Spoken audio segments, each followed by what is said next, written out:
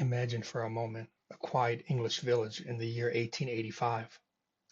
Evening has settled over the slate rooftops.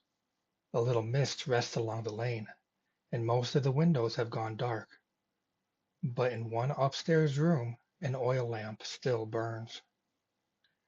Beside it sits a woman with a sheet of paper and a fountain pen. Her brother has moved to California, far enough away that she cannot picture his new home clearly. She has news to share. The garden is doing well. Their mother has recovered from a winter cough, and the old pear tree has flowered early. They are ordinary details. Yet, before long, those few lines will travel farther than the woman herself ever has. Tonight, let us follow her letter and discover how a quiet piece of paper could cross an ocean and a continent before airplanes existed. When the ink is dry, she folds the paper carefully and slips it into an envelope. On the front, she writes her brother's name, the town in California, and the words, United States of America. Then she adds a postage stamp. That small stamp is more than a receipt. It is a promise made by an enormous, mostly invisible network. Carry this message as far as the address requires. The envelope is sealed, the lamp is lowered, and for a few hours the letter waits in the stillness of the room. The next morning the letter enters the postal system. Perhaps it is dropped into a red pillar box. Perhaps it is handed to the village postmaster, who knows nearly everyone by name. At the appointed time, a postal worker gathers it with dozens of other envelopes. Some are traveling only to the next village. Others are bound for London, Edinburgh, Paris, or, like ours, for somewhere beyond the sea.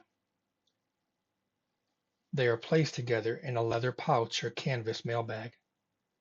From this moment onward, no single person will accompany the letter for its entire journey. Instead, it will pass from hand to hand, each worker responsible for only one short part of the road. At a larger post office, clerks work beneath rows of lamps. The room is busy, but orderly. Letters slide across wooden tables. Stamps are canceled with round postmarks, recording a place and a date. The address is read quickly. The important words are not the recipient's name, but California and United States. Those words decide the letter's direction. It is placed with other overseas mail, tied into a bundle, and lowered into a sack marked for the proper route. To us, a postmark can look like a decorative smudge. To the postal workers of 1885, it was a small set of instructions, a sign that one stage had been completed and the next could begin. Soon the mailbag is carried to a railway station. By the late 19th century, trains had transformed the movement of mail. A letter no longer had to wait while a horse covered every mile of country road. Railways connected towns to ports and great cities with astonishing speed. Some trains even contained traveling post offices. Inside these rocking carriages, clerks sorted letters while the countryside passed unseen beyond the windows. They stood among racks, pigeonholes, and hanging sacks, learning to balance against every curve of the track.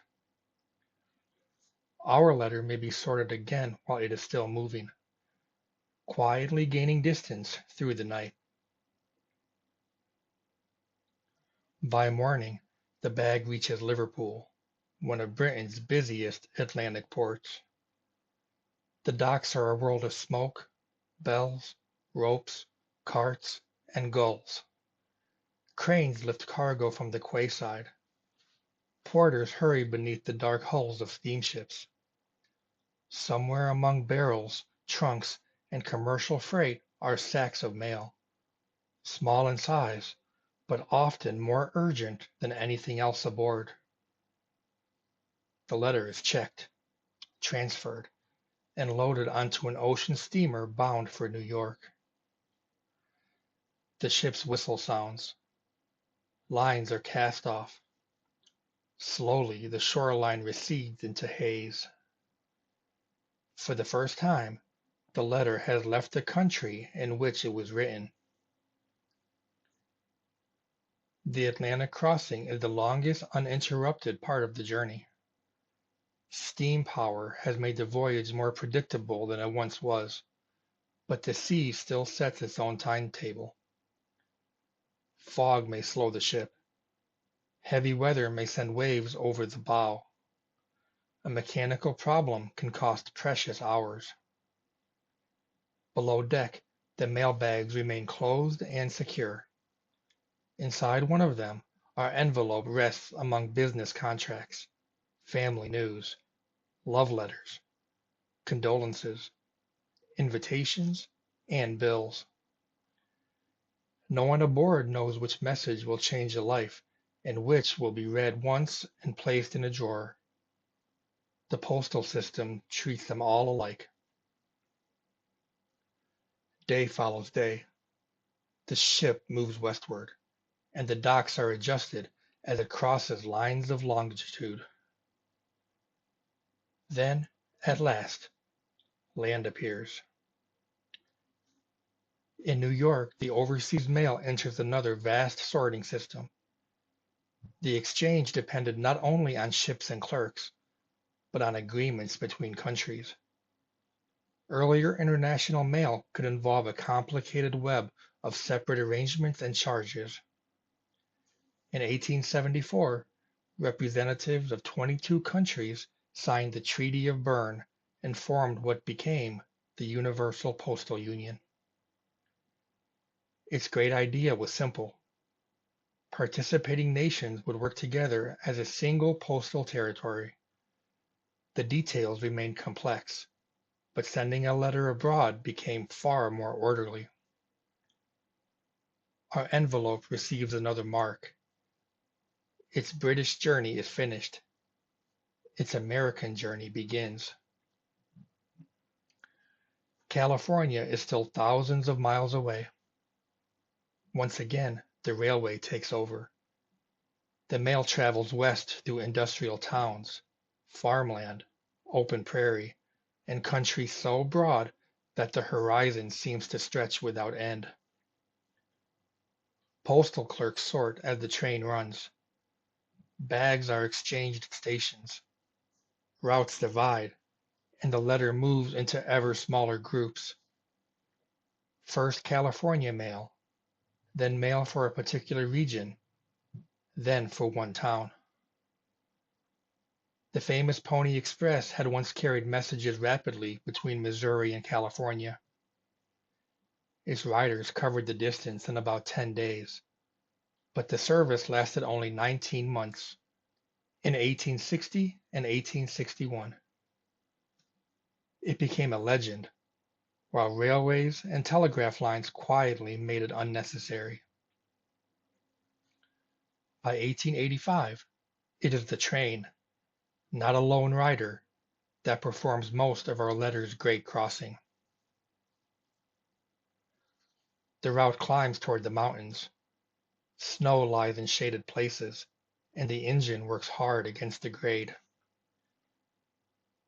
Travel here can still be uncertain. A storm may block the track. A damaged bridge may delay the train. Yet every station is part of a practiced chain. When the mail changes trains, the bags are counted. When a route branches, labels guide them onward. The system is not magical.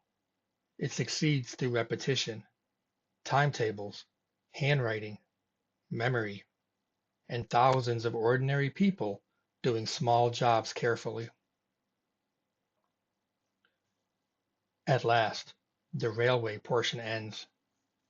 The final miles may belong once more to horses, a stagecoach, a wagon, or a local carrier following a dusty road through the California foothills.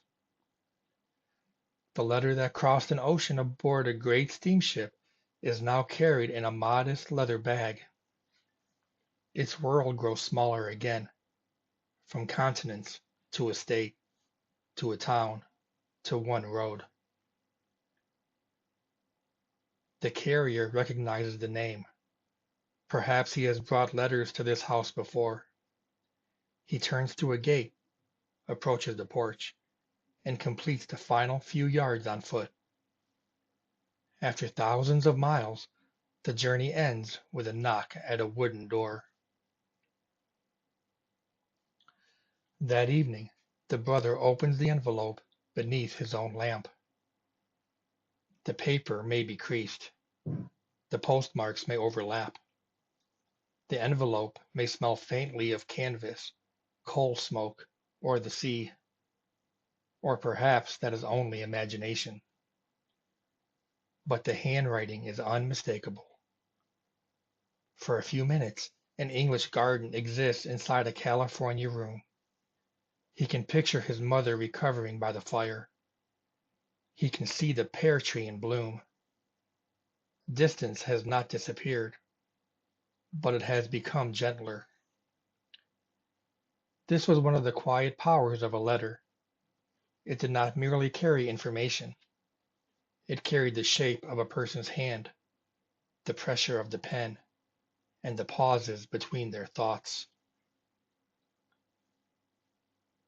Before going to bed, he takes out a fresh sheet of paper. He writes about the dry California hills, the work he has found, and a row of young orange trees near the house. He asks his sister to give their mother his love. Tomorrow, his reply will begin the same long journey in reverse.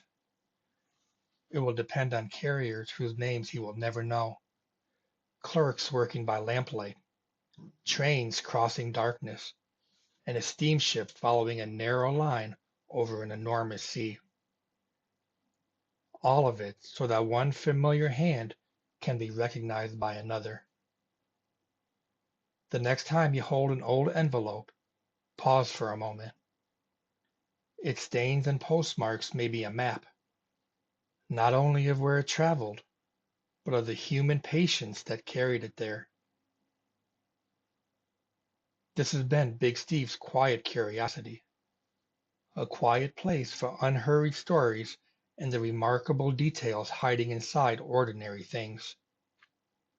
Until next time, stay curious and rest well.